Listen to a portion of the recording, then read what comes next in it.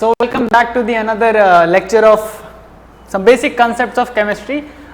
We left out our lecture on the last part where we studied about some fundamental quantities, where we studied about some other quantities, right, derived quantities, some fundamental quantities. Okay. In this lecture we are now going specifically into physics. Okay, and the first thing that we are going to discuss today is Dalton's atomic theory. And by the way, you can just just to start off the session, so you can put down what did you do in the last session, okay, in the comment section. I'll just see, okay, I really like reading your comments. Okay, now Dalton's atomic theory. Okay, so Dalton's atomic theory, we need to understand some of the point, okay, not some, I mean to solve the points.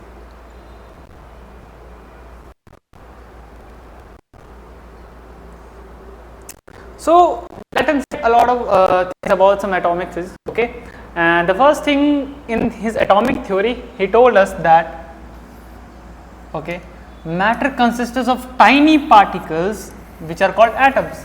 Yes, that is true, we have studied about this. Everything that we see in this world right now is made up of what?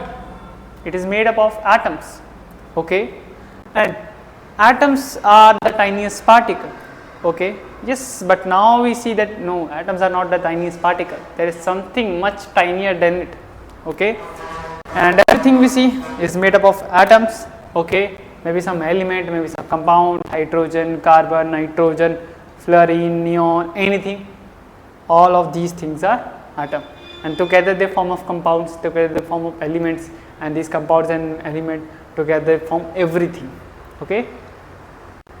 Second point, all the atoms of a given element have identical properties, properties including identical mass, atoms of different elements different in masses. So what it is trying to say? So it is trying to say that the atoms of a given element have identical properties. It means you have some element, okay, for an example H2, okay, and the atoms are what? H and H, okay. Now these hydrogen atoms have, you know what,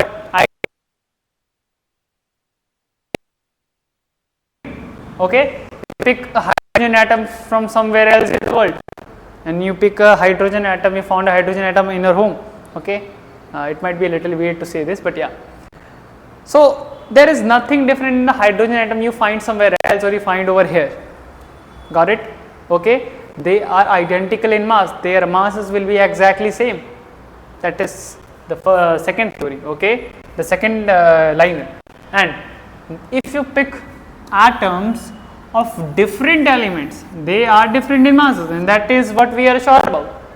If there is some different elements, for an example, see, we have hydrogen atom, the element hydrogen, there is one more element, you can say oxygen, okay.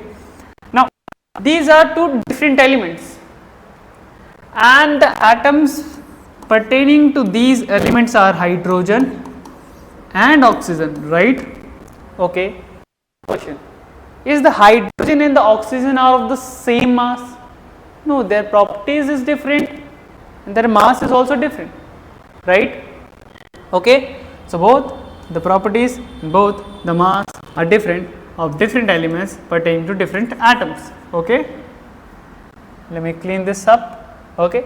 Compounds are formed when the atoms of different elements combine in a fixed ratio. How do these compounds form? Okay, what is the reason these compounds form? So if I am picking up hydrogen and picking up oxygen, can I just make water out of all the hydrogen, out of all the oxygen?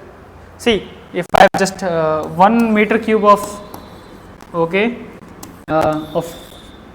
1 meter cube of hydrogen and oxygen, what do you think? Can I make 2 meter cube of water or 1 meter cube of water, or can I convert all of this thing combined to water, or will there be something left? Yes, there will be something left. Why? Because when you are forming some element, okay, when you are forming hydrogen, do you know this equation? It's very easy. I know you are just starting chemistry, but yeah, it's very easy. So hydrogen, when you add it with oxygen, what do you get? Yes, you get water, right? Okay, when you pass any electricity through it, you will find you will get water. Okay, now is this equation okay? No, it's not okay. In the equation over here, there are two hydrogen atoms. There are two hydrogen atoms over here. Left, right equal. Very good. Okay, but in this equation, oxygen is twice. Here, the oxygen is a single. So we have to half it. Okay, now the equation is correct. It means for one unit volume of hydrogen, we need half unit volume of oxygen to actually make 1 unit volume of water. So can we see the ratio?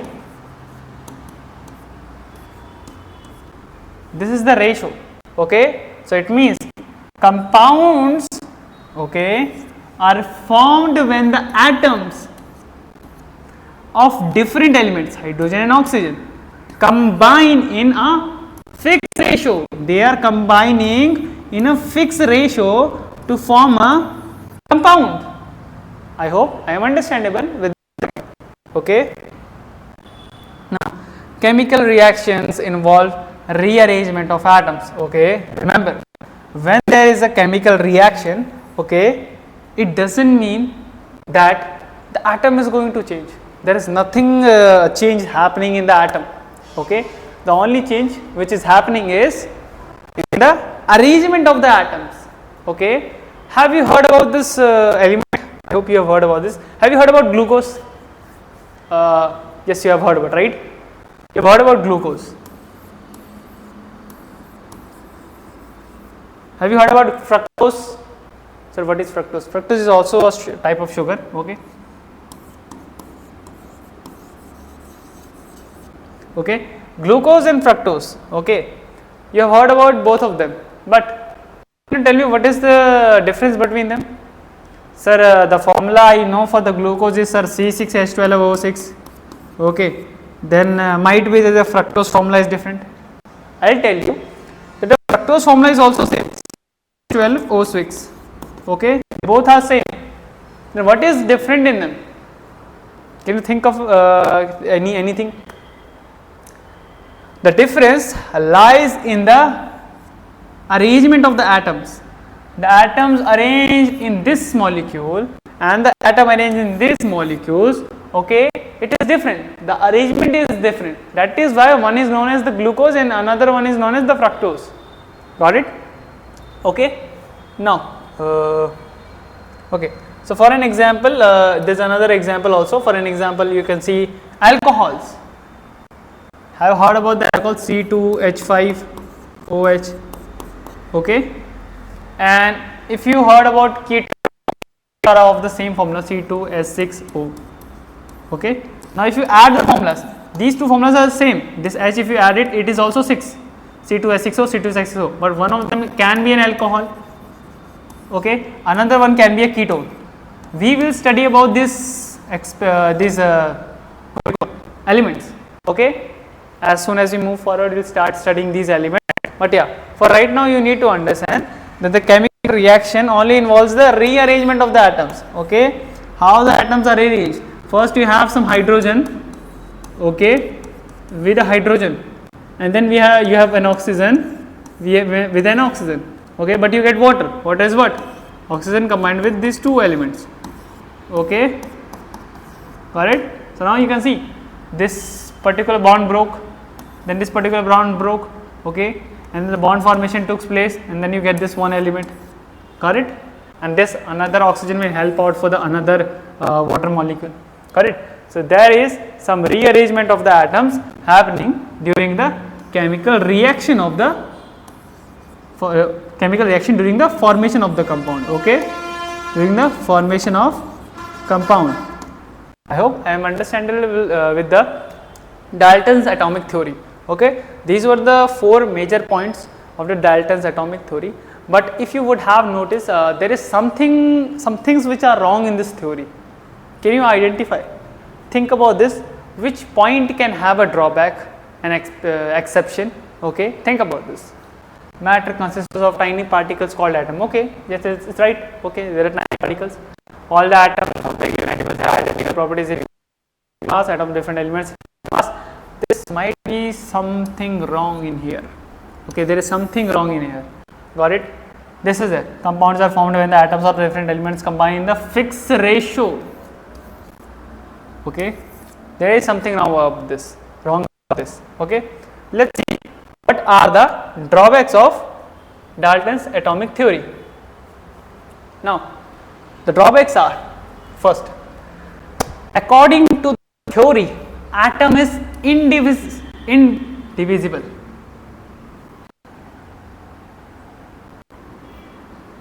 So, according to the theory, the atom is indivisible. What does it mean by indivisible? So, it means that the atom cannot be divided into further parts. But have you heard about even smaller particles than atoms? Have you heard about it? Yes, you have heard about it.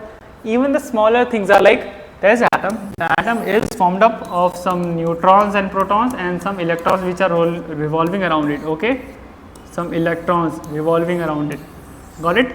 So he said that atom is one of the indivisible particle, but no, atom is a divisible particle, and the smallest particle do exist, but atom can be divided into electrons, neutrons and protons. Hence, atom is not indivisible. This is what is wrong about the Dalton's atomic theory. This is one of the drawbacks. I hope I am understanding with the first point. Okay. Let's go to second point. So, atoms of the same element can have different masses. So, can you just recall the last point? This is this is last lecture's PPT. Okay, that's the atomic theory. So, you can see all the atoms of the given element have identical properties including mass. Okay, it means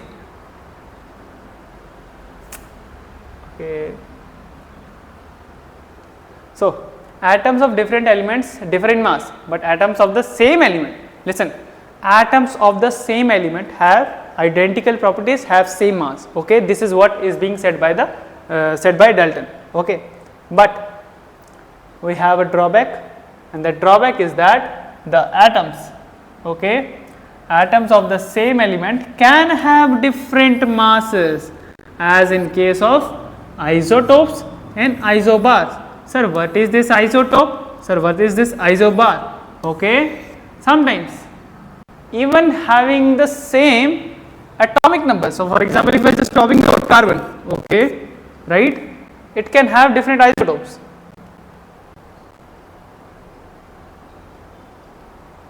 Yeah. So, the carbon, we know the mass of the carbon is 6 units. Okay, right now we do not know. I have not taught you the mass of the carbon, but you know, carbon does exist in different forms. But the different forms of the carbon, they are not much existent in the nature. The mass of the carbon which we are studying right now is mass of that isotope of the carbon, okay, which is actually having, has the abundant nature. Okay, it means it is present more as compared to other types of carbon. Okay, when it comes to hydrogen, have you heard about hydrogen, right? Obviously, the first element, everybody would have heard about this. We understand this, the hydrogen has a mass of 1, okay, that is known as hydrogen. Okay, it has a 1 unit of mass. Got it? But hydrogen does have some other isotopes, okay, and those isotopes are having the mass 2 and the mass 3. Got it? These 2 mass hydrogen is known as deuterium. What it is called? Deuterium. And the third mass is known as what? Tritium. Okay. It is like 98% of the, call it 98% of the hydrogen that we have found is hydrogen one. Okay, and the second most found is the deuterium. Okay, it's very less percent, and the very less percentage is tritium. Okay, you can understand this from the name itself. 1 hydrogen, 2 deuterium, 3 tritium. Got it?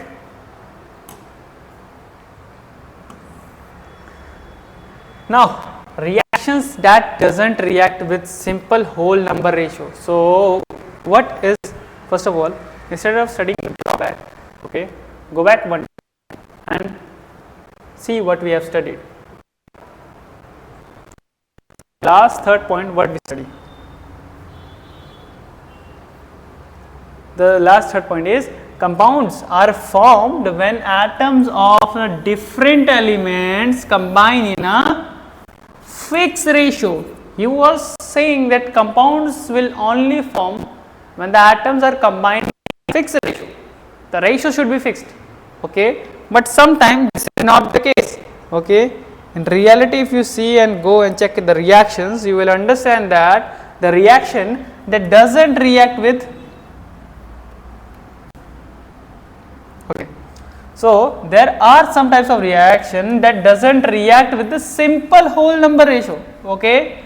As we saw, the hydrogen was involved in a 2 ratio, oxygen in 1 ratio, so you are getting water in 1 ratio, okay. This was the ratio. This is called stoichiometric ratio. It is called stoichiometric ratio of any reaction. For an example, if I am writing H2 plus Cl2 is equal to 2HCl, okay. This is the reaction. So what is the stoichiometric ratio of the reaction? You just need to check the first, just give me a second. Okay. So yeah, so you just need to check the first number of the hydrogen, the first number of the chlorine and the first number of the acid. So here we have 1, here we have 2, okay. So hydrogen, one element of hydrogen combines with one element of chlorine to form 2 elements of hydrogen chloride, and hydrogen chloride is a kind of what? It is a kind of acid. Just some extra information you need to understand and keep in mind, okay. So the ratio here is 1 to 1 is to 2, that is the stoichiometric ratio. I hope you are able to understand what is a stoichiometric ratio. When I am writing the reaction and whenever I am writing something on the board and you feel like you need to note it down, please note it down, because you might be not able to find this in the PPT, okay. This is some extra points I am telling, okay, and you need to keep it in mind. Now, so we studied that, okay, the reactions should be in a fixed ratio, okay, but there are some reaction that doesn't react with the simple whole number ratio. As a simple whole number ratio that we studied, some reactions are there which do not follow these things, okay. Whole number ratio of reactants are known as a non-stoichiometric reaction. So whichever reactions that do not follow a simple whole number ratio, okay, those reactions are called non-stoichiometric reaction, okay, and those who follow a fixed ratio is called stoichiometric reactions. I hope I am understandable and clear. Now let's go on to the next chapter, okay, not next chapter, next PDF, okay, next page. So whenever there is a chemical combination going on, when there is something, some chemical reaction that is going on, you always need to keep in mind about these 3 laws: law of chemical law of conservation of mass, law of definite proportions, okay, and the law of multiple proportions or the law of reciprocal proportions, okay. These are the 3 things that you need to keep in mind while you are studying, okay, while you are studying about a chemical combination. These are the 3 things you need to keep in mind, okay. Let's study in detail about all these 3 laws, okay. So first law is law of conservation of mass. It's very easy, right? Whenever some reaction is happening, okay, the mass is not going to form up on its own.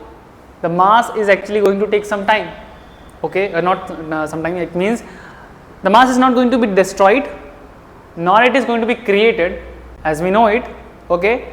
So whenever some chemical reaction which is happening, there is always going to be some conservation of mass, okay. It means suppose there is oxygen, okay, you are taking some hydrogen, some oxygen, and you are getting some water, okay.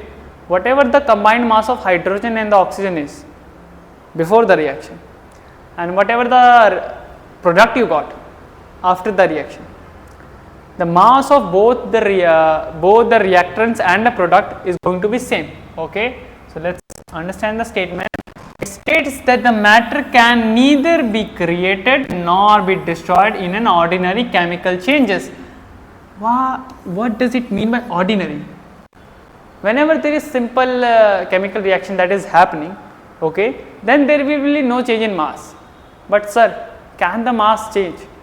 Think about this. Some chemical reaction is happening and you thought that okay, total number of reactant is 19 gram, okay, but when the reaction happened, you collected all the material, the product is just 18.9. Can this happen? Think about this. We have studied laws of conservation of mass and I think it should not happen. Is there any case?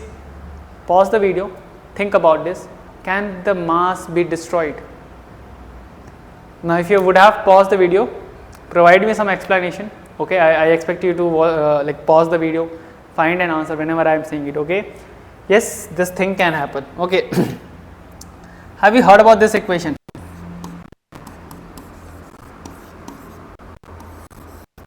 This is one of the famous equations. This is known as the energy mass equation. It tells us that everything around us formed of some mass is not mass. Okay, it is the dense form of energy. By the way, let me just tell you, c is the speed of light. Okay, so in the nuclear reactions, how you are getting such immense amount of energy out of such very small parts of those nuclear composition compounds? How?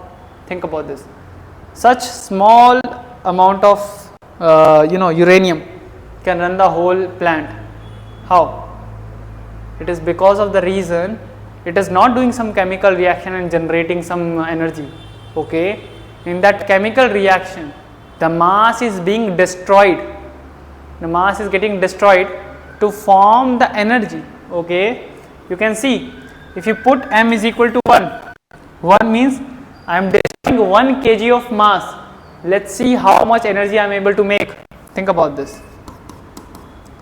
1 kg and c is 3 into 10 to the power 8. Okay, to the whole square. So it is around 9 into 10 to the power 16 joules. Now this is such a tremendous amount of energy that you will ever find. So just by destroying the 1 kg of mass, you can get this much immense amount of energy. Sorry. Okay, and that is why it is known as, the mass is known as the dense form of energy. Got it? The dense form. Okay, that is why it is known as the dense mass, dense form of energy. The definition of mass. Okay. Now I hope you what I meant by the ordinary chemical reactions. In ordinary chemical reaction, there is no nuclear reaction happening, no destruction of mass. So obviously the law of conservation of mass will be valid. Okay. So explanation, it is just what I gave right now. So let's read their explanation also. In a chemical reaction, the total mass of the reactant is always equal to the total mass of the products formed. So the amount of mass in the reactant is equal to amount of mass in the product. So you can form of questions. Okay, so always remember this formula. This is not a formula, this is just a logic. Okay, total mass of reactant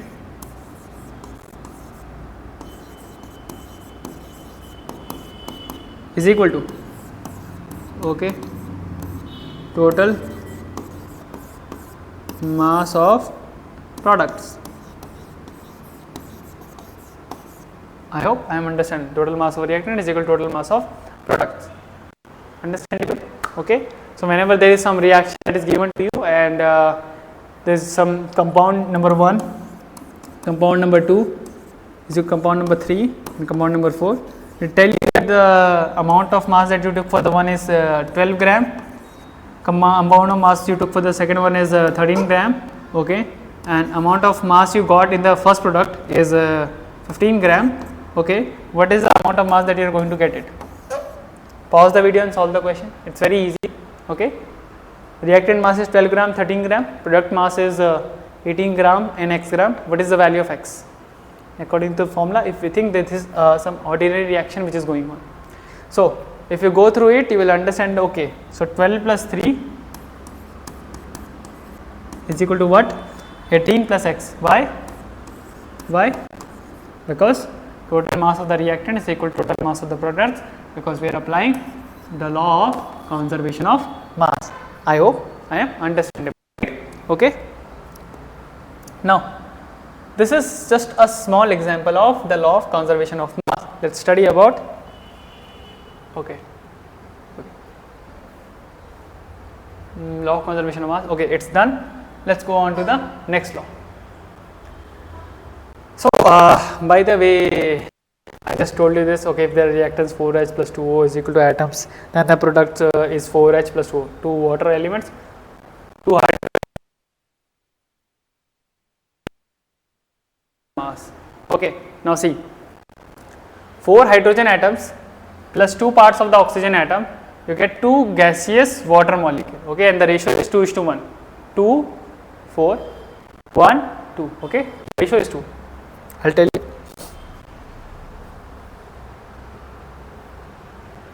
Okay, so 2 hydrogen atoms and 2. Wait.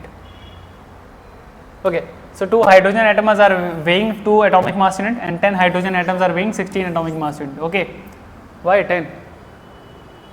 I think it's wrong over here. It is just okay. 1 hydrogen, not 10. Sorry, 1 oxygen atom is weighing 16 atomic mass, and 2 hydrogen atom will weigh 2 atomic unit mass. Okay, and then the answer you find out for the water is, suppose this is the equation.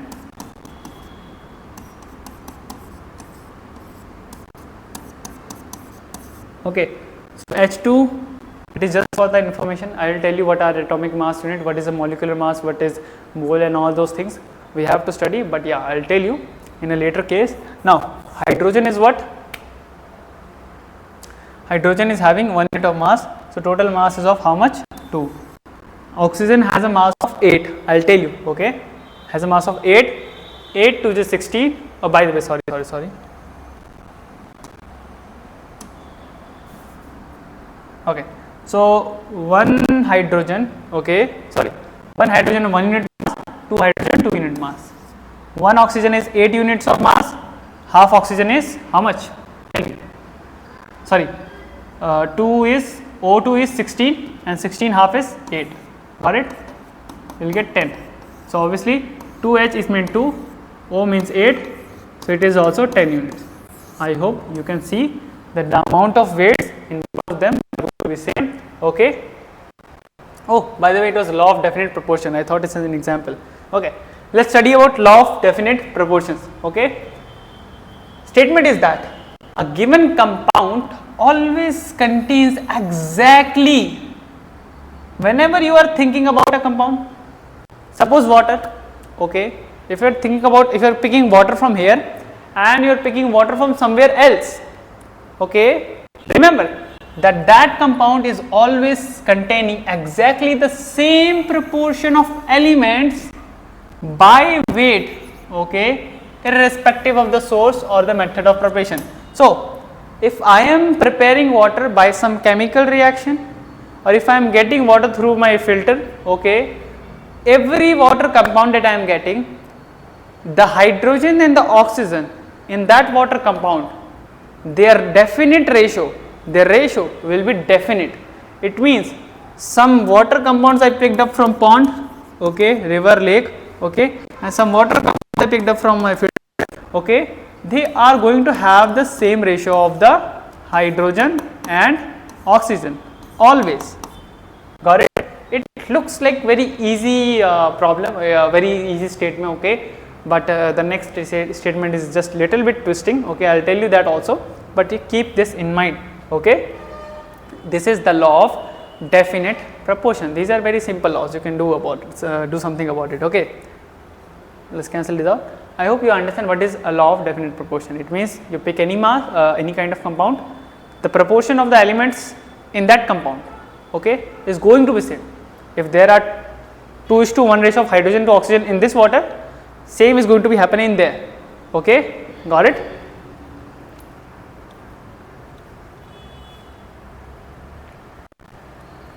Just a second. Okay. Law of definite proportions. I think we missed something.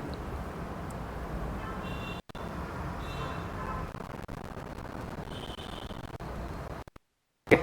I'll tell you something because there is no slide for the law of proportions. Okay.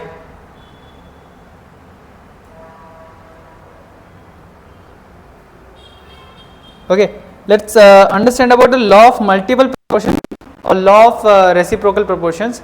Okay. This is a very simple definition or understanding of the our session for three things. Okay. These three laws and the delta of the atomic theory is going to be the topic for today. Okay. Obviously, I should have told this in the start. Obviously, this will be there in the thumbnail. Okay. Now, see, law of multiple proportions. Okay. Now, see, if we have water, okay. Now, any other compound that has water? Think about this. Yes. Sorry, not of water. CO2 is there. Okay. I think I can't take some space in here. Let me see if we have some space. Yeah, we have some black space over here. We can work over here. Okay. Suppose we have H2, right? Okay. And we have CO2. And then what you call it? We have CH4. Now, think about this. The ratio in which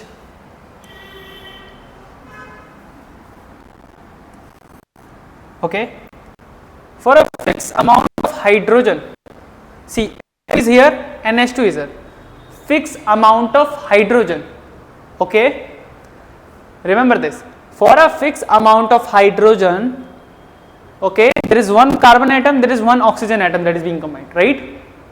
Okay, so two hydrogen atoms, one is being combined with carbon and one is being combined with oxygen. Okay, it is combining with carbon with how much ratio? Can you tell me the ratio? Okay, see, hydrogen is having a ratio of what? Hydrogen and carbon, the mass ratio, carbon and H2 ratio. So carbon is of 6 and H2 is of what? H2 is of 2. Okay, this is the ratio, 3:1. Got it? 3 for the carbon, 1 for the hydrogen. Okay, same way H2O. Okay, tell me for H2O, 2 and 8. So it is 1:4. Got it? 1:4. It means same amount of hydrogen, the carbon and the oxygen are combining it with 3:4. Right? Yes or no? Understandable? So it means if this carbon and this oxygen, okay, they combine together, their mass ratio will be 3:4. Okay, their definite proportion of the mass will be 3:4. See how we combine this. Carbon is 6, okay, and 8. Is there something wrong? So there is something wrong I did. CH2 doesn't exist, right? It is CH4. Sorry. There is something wrong. Okay, this is CH4. Okay. Now see, I'll just clean it up again. I'll do it again. Okay. Now we have H2O. Okay, and we have what? CH4. This is the law of multiple proportion. If same amount of what do you say? Carbon and carbon. Okay, so same amount of hydrogen is what? Same ratio of hydrogen, H2 and H4. So here hydrogen and oxygen are combining in what ratio? Can you tell me? Hydrogen is 2 unit, oxygen is 8 unit. So 2:8. It is 1:4, right? Okay. Now again CH4 is combining what unit? Can you tell me what ratio? What is the mass ratio of C and H4? Carbon is, what is the mass of carbon? Tell me. 6. H4 is what? 4. So 6:4. Okay, got it? Now this is 1:4 and this is 6:4. 4 is for the hydrogen, 6 is for the carbon. Can we just cancel it out? If I cancel it out, will be 1.5:1. 1.5:1. It is 1:4. Okay, so for the same amount of hydrogen, for the same amount of the mass of hydrogen, the combination, it is combining it with the carbon and the oxygen with a ratio of 1.5 is to 4, yes or no? Okay. So when the carbon and oxygen will combine together, combine in the ratio of 1.5 is to 1, got it? If you see the ratio is the let me just simplify this ratio, 3/2, it is 3:8, okay. This is the ratio. So let us see what is the ratio of this carbon and oxygen. So carbon is 12, carbon is 6, oxygen is 8, but there are 2 elements, oh sorry, 2 atoms, so 8 is 16. Now cancel these out, you are left with 3:8, got it? And now you can apply this formula differently. So instead of taking this, what is the same amount of carbon combine, what is the ratio of same amount of carbon combining with hydrogen and oxygen? Then these hydrogen and oxygen will combine with the same ratio, got it? Okay. Same way you can do this, what is the same amount of oxygen combining with the carbon and hydrogen? So that ratio will be the same ratio when they combine together. Understandable or not? This is the law of multiple proportion, and this is a bit difficult to understand, but when you try to form it with a triangle and try to understand what amount of mass is combining with what amount of other element, okay. So then you will be able to understand what is the law of multiple proportion or the law of reciprocal proportion. I hope I am understandable, right? Okay. So here we are going to end our lecture for today. Next day we will meet again, we will do our work, okay. And I would be wanting you to do some questions, do something, okay. Try to do something out of it, some NCERT questions, okay. Anything you can do, because right now we have not studied Dasmer of the chapter, okay. But once we have done some enough amount of content, then I can ask you to do some problems by your own, okay. Yes, there will be some sheet that will be provided in the comment section, try to do it, okay. Till then, see ya, have a nice day, keep studying, bye bye. If you have any problem, you can just comment down in the comment section, okay, and we'll try to resolve it, okay. Bye bye.